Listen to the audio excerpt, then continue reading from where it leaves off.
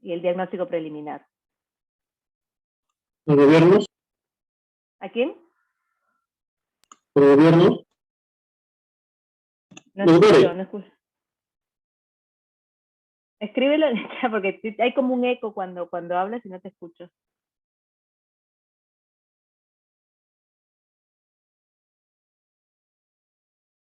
En realidad, le corresponde, según la norma de instrumentos de gestión ambiental correctivos de residuos sólidos, le corresponde evaluar al Ministerio del Ambiente a través de la Dirección General de Gestión de Residuos Sólidos, la DGRS.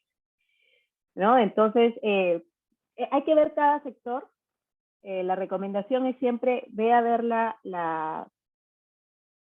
normas de cada sector, ves las normas y las lees en realidad en un conjunto con las normas del CIA también, ¿no? Porque me parece que en la ley del CIA, en el reglamento, deben haber algunas menciones a esos temas también muy específicas. Depende del sector, depende realmente. De pronto la norma de residuos sólidos es mucho más completa, es una norma del año 2020, que daba 2 años, la ventana de oportunidad para PAMAS y diagnóstico preliminar es de 2 años, se cumple en octubre. Entonces es una norma que ya toma mucho de los criterios que ya se han venido utilizando en hidrocarburos, en producción, en minería, que las ventanas han estado básicamente abiertas durante mucho tiempo, ¿no? Entonces, volviendo a las infracciones, la de no tener instrumentos de gestión ambiental claramente es la más compleja, ¿no? Hasta 30.000 UITs, que es el tope que establece la Ley General del Ambiente. Ahora, por ejemplo, esta es la tabla de infracciones y la escala de multas ambientales del sector agrario, ¿no? El Decreto Supremo 017-2012. Y si ustedes se dan cuenta, me llama la atención cuando el sector establece su tipificación de infracciones, escala de sanciones, siempre son, miren, ustedes se dan cuenta, acá vemos un ejemplo, ¿no? Para una empresa del sector agricultura.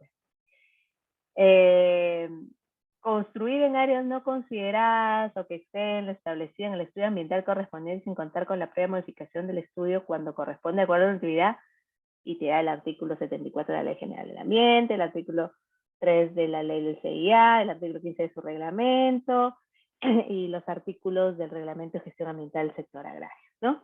Y te dice, es una infracción grave. Y las multas no pasan ni siquiera de 100 UITs, ¿no? 50 UITs, 11 UITs, dependiendo. Ahí hay un tema de grupos que establece esta tipificación, pero el sector siempre ha sido muy generoso, ¿no? Con sus administrados. Por ejemplo, no tratar las aguas antes de su vertimiento, no pasa nada, pues 60 UITs, ¿no? Imagínate que la diferencia con lo que acabamos de ver de lo que tipifica OEFA, ¿no?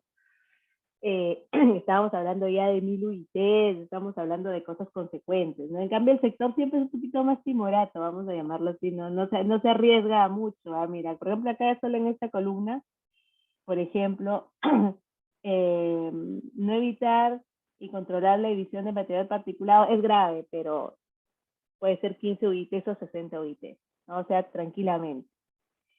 Ahí hay... para la reflexión, siempre el sector, yo siempre digo, el sector siempre es muy generoso, ¿no? Muy generoso con sus administrados, ¿no? Y eso todos los sectores, ¿ah? Acá podemos ver varios ejemplos, ¿no? De cómo se maneja en el sector agrario. Y también además hay un tema que es interesante, es la tipificación de las consultoras, ¿no? Ambientales. Y esto hasta cierto punto es algo interesante que existe, ¿no? Porque está ahora el Registro Nacional de Consultoras Ambientales y obviamente OEFA también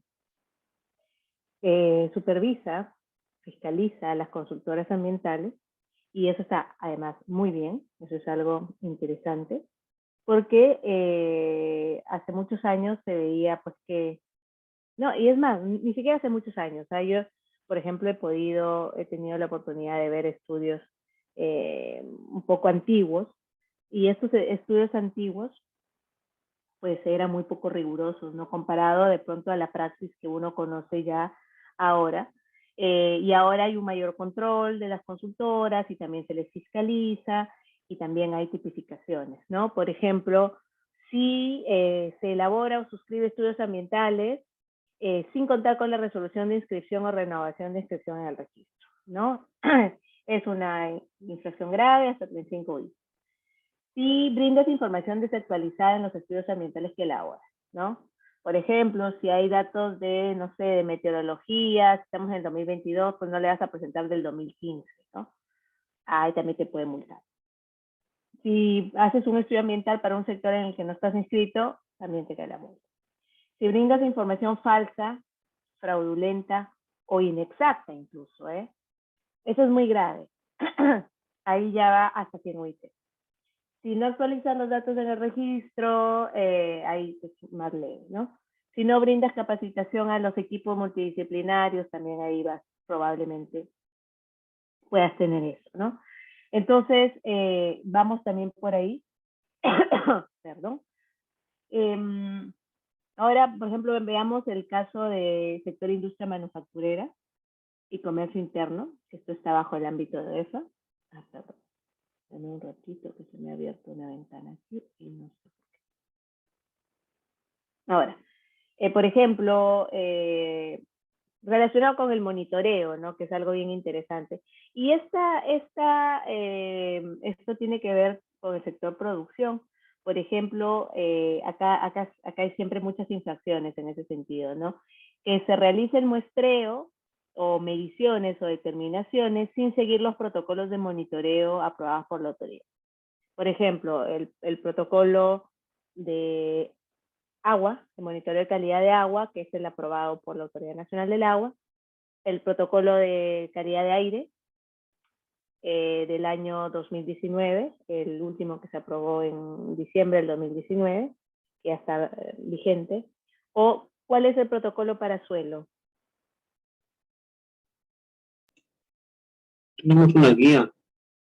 Exacto. La guía de muestreo para suelos que aprobó el MINAMA en el año 2013. Entonces, esa es una muy grave, por ejemplo, hasta 1200 UIT. Ahora, realizar el muestreo, esto si no cuenta con un laboratorio acreditado por INACAL, 1200 UIT. Si no presentas el reporte ambiental a OEFA según el plazo, forma y modo establecido para ello, esto es una ley y puede ir hasta 50 UIT, ¿no? Ahora, en hidrocarburos, por ejemplo, y acá sí, acá estuve revisando la actualización con más detalle. Esta es la norma de tipificación del año 2015. No le he puesto completa, he puesto 2 partes únicamente, porque estas son las que están más relacionadas a lo que ha pasado con el derrame, ¿no? Entonces, lo que hay que ir a ver respecto al derrame son estas obligaciones referidas a incidentes y emergencias ambientales. Entonces, acá nos vamos a ver. Por ejemplo, acá van a haber varias infracciones que se van a tomar en cuenta, ¿no? No establecer o implementar mecanismos de difusión de alerta temprana a la población aledaña frente a derrames, no comunicar a la OEFA la ejecución de actividades no previstas en el plan de contingencia, y más que nada no adoptar medidas de prevención para evitar la ocurrencia de un incidente de emergencia ambiental. Acá si genera daño potencial o daño potencial a la flora, fauna o a la salud o vida humana, eso va a depender. No adoptar en caso de siniestro de emergencia como derrames medidas relacionadas con el control y minimización de impactos, de acuerdo al plan de contingencia, no efectuar la descontaminación y rehabilitación de las áreas. Acá si hay genera daño real a la flora o fauna va hasta 4.000, si genera daño real a la salud o vida humana va hasta 5.000, depende, ¿no? Yo les hablaba de un valor de 2.700 porque hubo un proyecto de bajar esas sanciones, se prepublicó el 2020, pero cuando se aprobó la actualización y lo revisé ayer, no se aprobó ese extremo, se aprobaron otras modificaciones, ¿no? Entonces, en ese sentido, lo que está vigente es esta, en la que también hay obligaciones referidas a la protección ambiental, o aquellas referidas a estudios ambientales o instrumentos de gestión ambiental. Por ejemplo, acá estamos viendo infracciones que van hasta 5.000. Y la última que se aprobó, que es el 2020, que va hasta 30.000 UITs. Pero obviamente esta infracción no necesariamente se va a aplicar en el caso del derrame, ¿no? Esto es básicamente no incorporar la totalidad de actividades, instalaciones y medidas vinculadas a impactos ambientales negativos identificados en resoluciones administrativas emitidas por el OEF en el marco de procedimiento de evaluación de la solicitud de aprobación del plan de abandono. Esto no tiene nada que ver con lo que ha pasado con el derrame. Considera hasta 30.000 UITs, que es el tope de multa, pero no porque esté en la norma y sea el tope de sanciones en esa norma, es que se va a aplicar a todas las infracciones. En el caso específico del derrame, son las que les he mostrado hace algunos instantes, básicamente estas que están ligadas a las obligaciones referidas a incidentes y emergencias ambientales, ¿no? Entonces, entonces, para calcular las multas, ¿no? Porque esa es siempre la gran pregunta, ¿no? Por ejemplo, a ver, el caso de la empresa Juliana Becerra, ¿ya?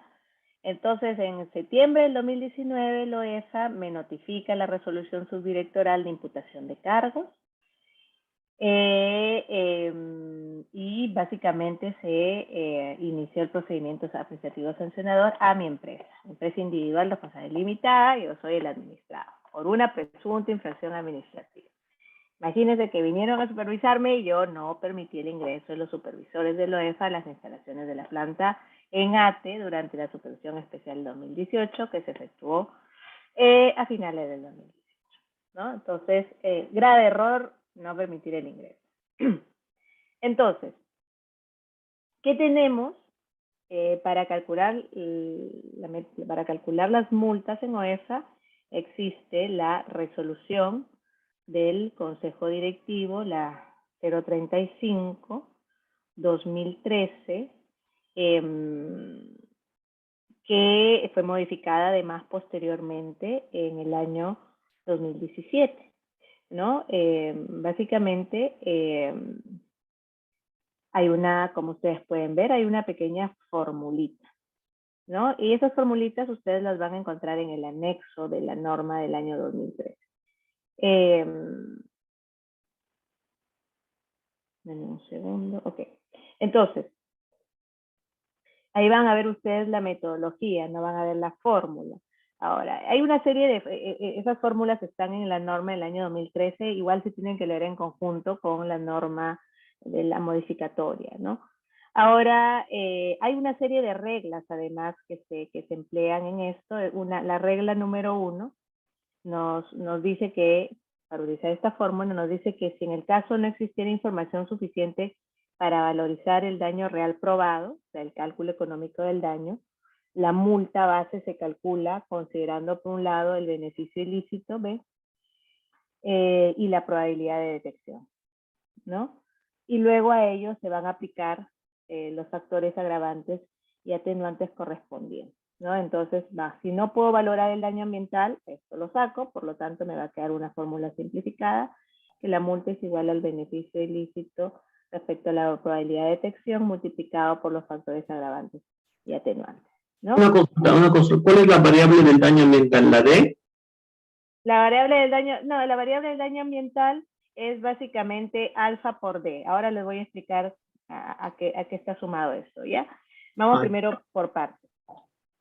Entonces, ese es un primer escenario. Si yo no puedo valorizar, si yo no tengo un cálculo económico del daño, por ejemplo, en el caso del derrame, vamos a ver si son capaces de calcular el daño ambiental, porque que yo sepa, no hay metodología de estimación del daño ambiental, así que van a tener que rápidamente, creo, ponerse a trabajar en el ministerio para sacarlo, ¿no?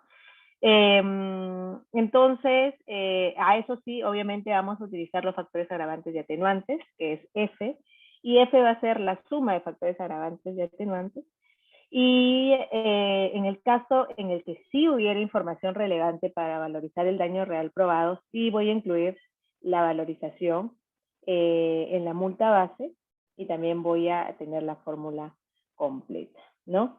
Ahora, hagamos una cosa. Si en la resolución de multa, D es el daño ambiental, ¿correcto? Pero la pregunta que de pronto varios se hacen es ¿qué es alfa, no? Ahora, si la resolución que me impone la multa, y ahí hay algo interesante, sí, espero que hagan como modelamientos y que puedan hacer algo para tener ese valor de D, ¿no? Ahora, si la resolución que me impone la multa, si la resolución que impone la multa incluye medidas correctivas, por ejemplo, la multa va a tomar en cuenta una proporción que es la proporción alfa. Ese alfa es una proporción del daño ambiental, ¿no? Y la probabilidad de detección, ¿no? Ese alfa es una proporción del daño estimado, que va a ser, no sé, 25%, etcétera. Dependerá de... ese alfa se agrega cuando hay medidas correctivas. Si la resolución que impone la multa no incluye el dictado de medidas correctivas, se va a tomar en cuenta la totalidad del daño ambiental, que es D. ¿Ya? Entonces, recopilemos. Si tomo toda el escenario de si yo puedo valorizar el daño ambiental, utilizo esta fórmula. Ahora, si hay medidas correctivas que acompañan la multa, le agrego el alfa. El alfa creo que era 25%, ¿ya? Es una parte, es una proporción del daño ambiental. Si no tiene medidas correctivas, toma en cuenta el total de daño ambiental, elimino el alfa. ¿Correcto?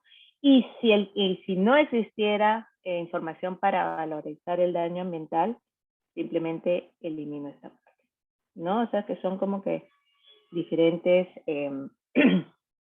escenarios que tengo, ¿no? Ahora, por ejemplo, a eso obviamente voy a sumarle el beneficio ilícito, probabilidad de detección y los factores. ¿Qué es el beneficio ilícito? El beneficio ilícito proviene del costo evitado del administrado por no cumplir con la norma ambiental o con la obligación. En este caso, acuérdense, yo no los dejé ingresar a los supervisores de la OEF a la planta. Entonces, ahí hay, obviamente, una serie de cálculos que también se van a dar. En este caso, el costo evitado de no permitir el ingreso de los supervisores fue estimado por el OEFA en 8.299 soles, .80 soles. Y a eso obviamente se le va a sumar, el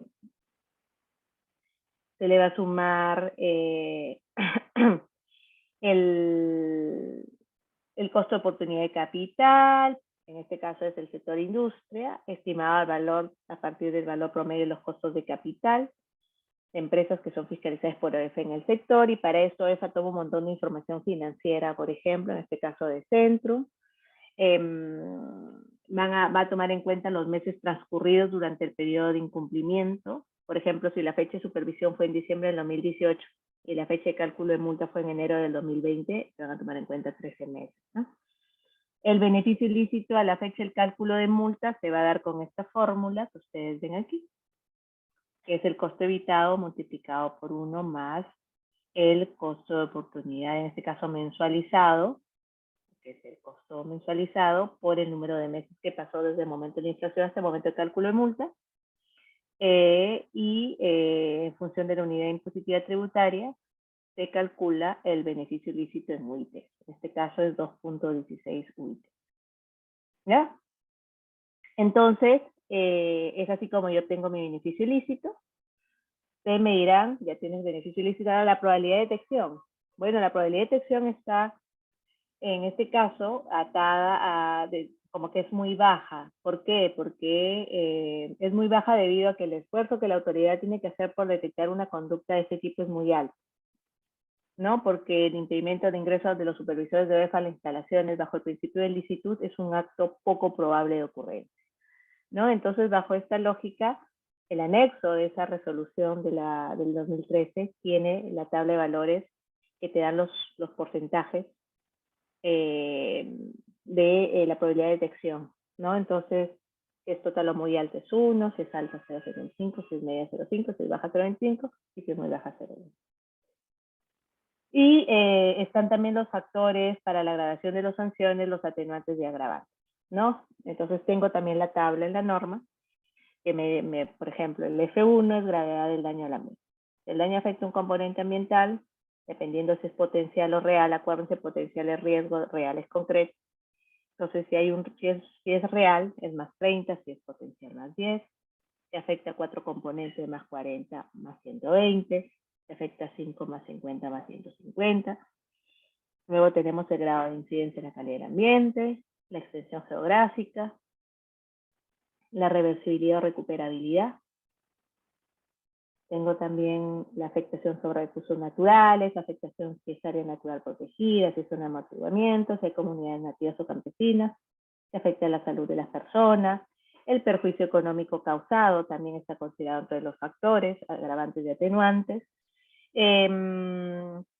los aspectos ambientales, o sea, esta no es la lista, es una lista súper grande además, ¿no? Intencionalidad también de la conducta del infractor, ¿no? Si hay dolo, el factor agravante creo que es 72 más 72%. Si es un error inducido por la administración pública, por ejemplo, es menos 50%. Si se adoptaron medidas, si no se ejecutó ninguna medida, es más 30%. Si se ejecutaron medidas inmediatas, es menos 10. Entonces ahí hay una serie de factores atenuantes y agravantes a tener en cuenta en el caso de este ejemplo que estamos viendo. La conducta infractora no permite identificar existencia de factores para gradación de sanciones, y en este caso la multa se consigna al valor de 100%, ¿no? Entonces, en este caso la multa no se va a ver afectada por los factores atenuantes o agravantes, no se aplica, ¿no? Bueno, este es otro pedazo de otra parte de lo que les estaba hablando, ¿no? Por ejemplo, también se toma en cuenta el perjuicio económico causado, ¿no? Incidencia de pobreza total. Y como ustedes pueden ver, depende mucho del si es daño potencial o daño real, ¿no? Otra parte de la lista, estamos en el F3, F4, F5. Si hubo reincidencia, si hubo corrección. Por ejemplo, si el administrado subsana, antes del inicio del PAS es eximente. Si el administrado a requerimiento de la autoridad corrige un acto o una omisión calificada como leve antes del PAS, también es eximente. Pero igual si corrige el acto antes del inicio del PAS, a requerimiento de la autoridad es menos 40. Y si es luego del inicio del PAS es menos 20, ¿no? Antes de la resolución de primera instancia. Entonces acá hay muchas cosas interesantes, ¿no? Que hay que ver, que hay que tener en cuenta. Eso yo les voy a dejar que lo revisen ustedes tranquilamente. Entonces el valor de la multa, tengo mi formulita y aplico todos esos valores en misma fórmula, y tengo el beneficio ilícito, que es 2.16 UITs, la probabilidad de detección es 0,1, y los factores 100%, es 1, entonces es 100% los factores.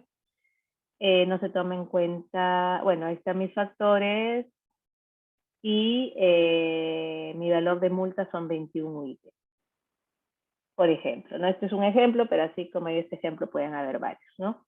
Entonces, OEFA lo que va a hacer es presentarte todo este informe. Tienen un informe además que te explica cómo calculan la multa, y también es notificado al administrado. Entonces, una vez que ya se calculó la multa, ahí viene el análisis de no confiscatoria.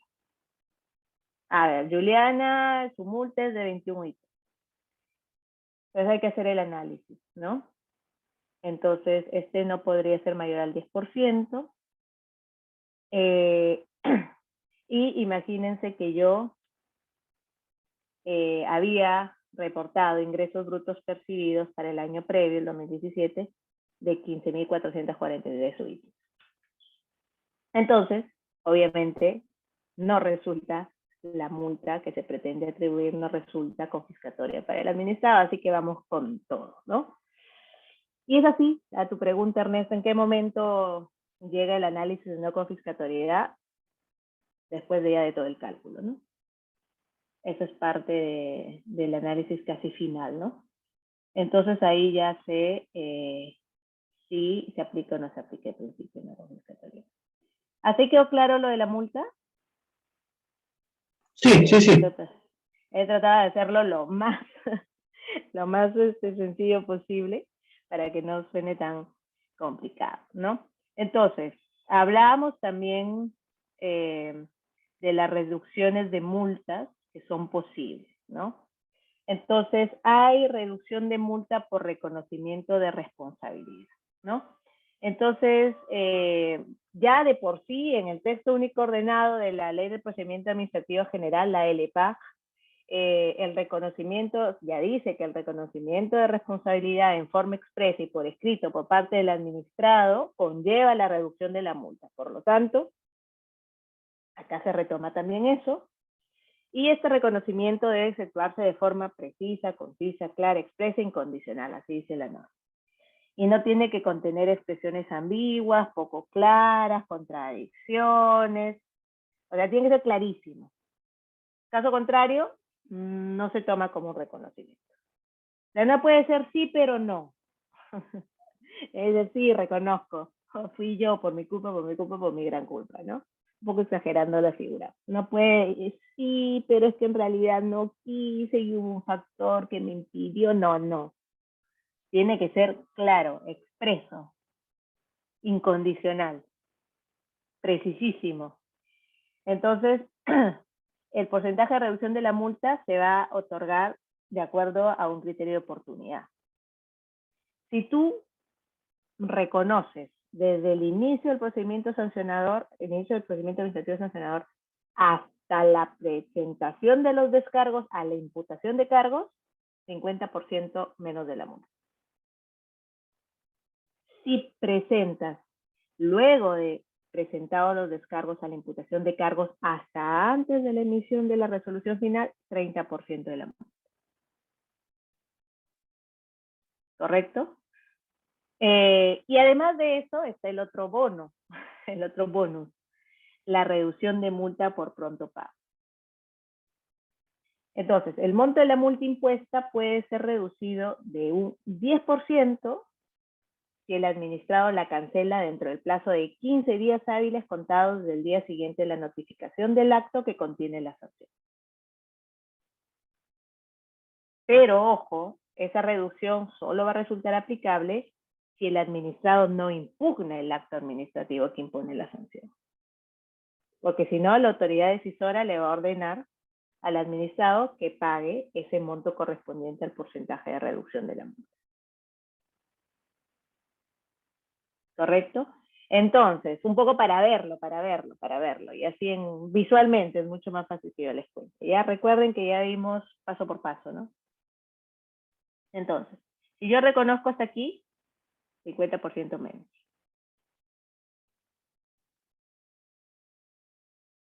Si yo reconozco de acá para acá, 30%. Y si pago, pronto pago, 10%. Entonces, ¿qué me conviene? Tener una buena estrategia, ¿no? Si yo sé que tengo las de perder, ¿para qué me voy a llegar a pelear? Y me voy a ir a pelear hasta la última, porque hay empresas que se quieren pelear, no, porque yo tengo razón y porque la autoridad, ya, cuando sabes que vas a perder, colega, mejor sabes qué, asume responsabilidad, te ahorras costos, vas a pagar menos. Eso es a partir de acá, a partir del inicio del PAS, porque lo importante es no llegar aquí. Y para eso, ¿qué te recomiendo yo? Subsana, para que puedas eximir de todo esto, corrige.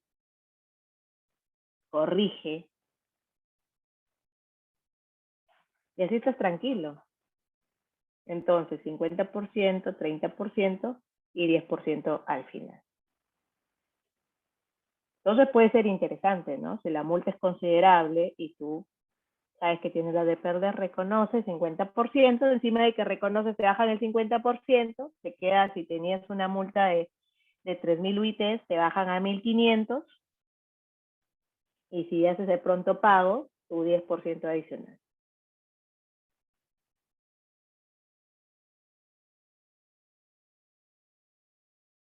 Ahora, Oscar tiene una pregunta, dice, el 10% se aplica si el administrado llegó a la primera instancia.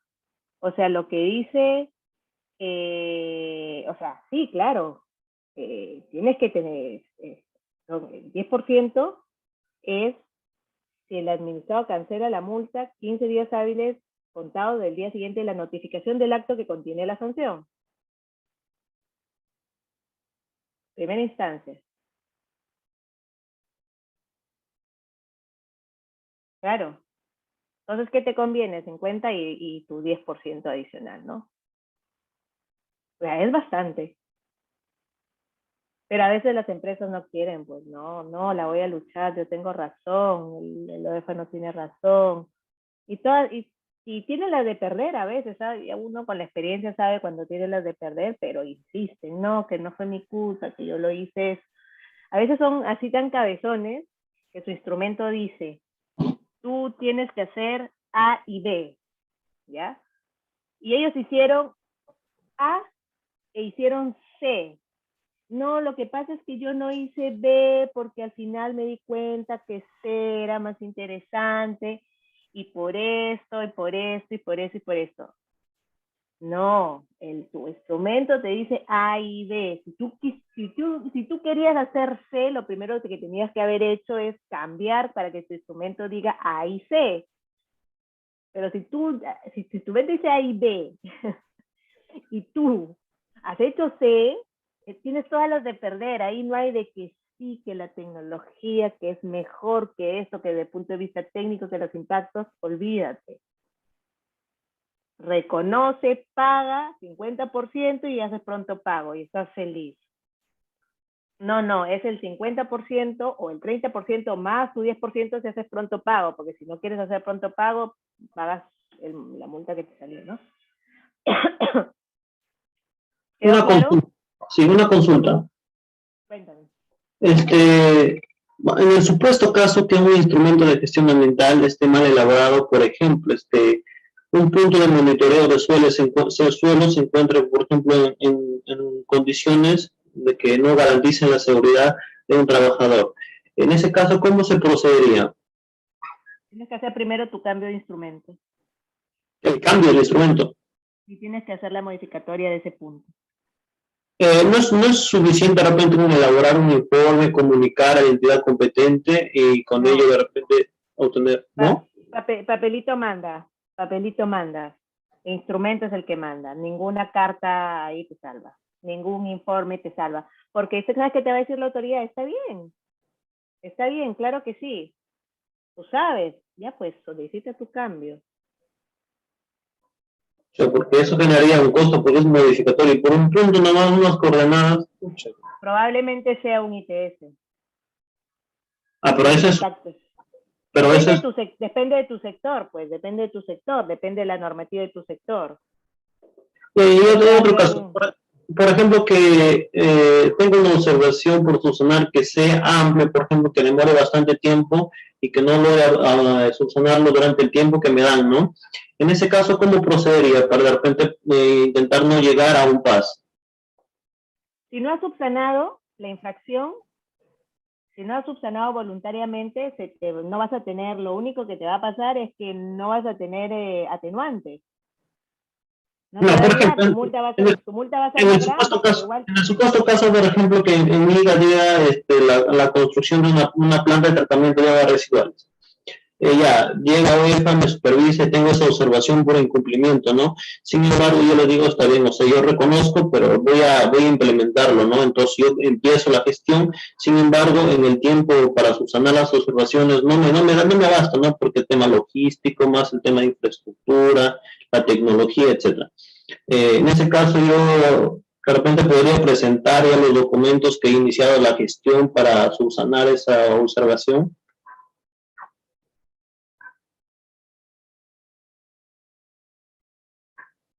Hola.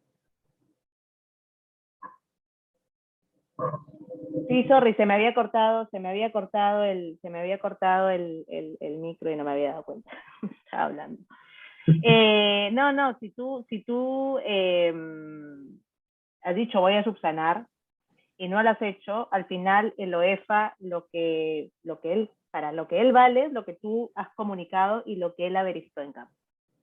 Después las excusas, no pude, eso no. No, es que lo que pasa es que, claro, ahí sí que se argumento, ¿no? Que se justifique, claro, que yo sí voy a cumplir, pero que me dé un periodo más de tiempo, digamos. Ahora, una cosa es que tú solicites un periodo adicional de tiempo, eso es otra cosa. Pero tú puedes intentar solicitar. Otra cosa es si lo aceptan, eso ya será caso por caso. O sea, no hay como que una norma que te tiene que aceptar que tú le das más plazo, ¿no? Pero sí, ya entonces, ¿no?